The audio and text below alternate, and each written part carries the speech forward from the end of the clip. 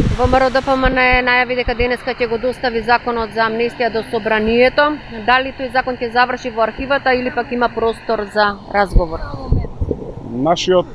Нашиот став по однос на предлог законот за амнестија поднесен од антизападното раководство на ВМРО-ДПМН е сосема јасен. Нема да дозволиме брутален упад, прифаќајќи го овој закон во правосудството.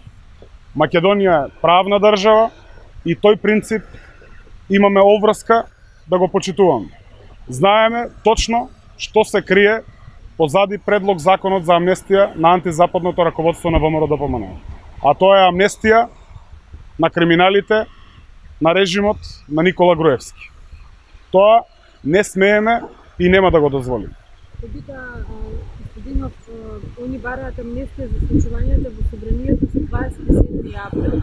Претходно премиерот спомена помирување и простување и тројца од пратениците кои беа на кои им се суди се пуштени од домашен притвор и едноставно дадоа поддршка за да се пристапи кон уставни измени. Дали на некој начин вие всушност водите политика на амнестија на индиректен начин за 27 април? Најпрвен мора да ги разграничиме амнестијата како правен термин и помирувањето, подавањето рака како човечка особина. Премиерот Заев беше сосема јасен дека неопходно е по иницијатива на 8 пратеници кои го поддржаа процесот за уставните измени да се формира тело за помирување. Во таа смисла, јас морам да кажам дека уште го немам и видено предлог законот за амнестија на ВМРО-ДПМН, но од старт ставот ми е јасен дека го отфрламе. Апсолутно за тона помирување не стои никаква амнестија во никаква смисла.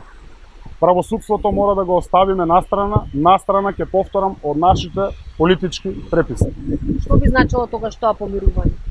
Да оставиме да се формира телото и како ќе се одвива процесот на формирање на телото, процесот на помирување, така навремено вие новинарите ќе бидете известени од наша страна.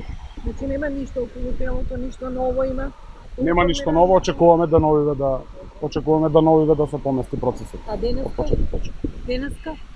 Што денес? Денеска да не има нешто?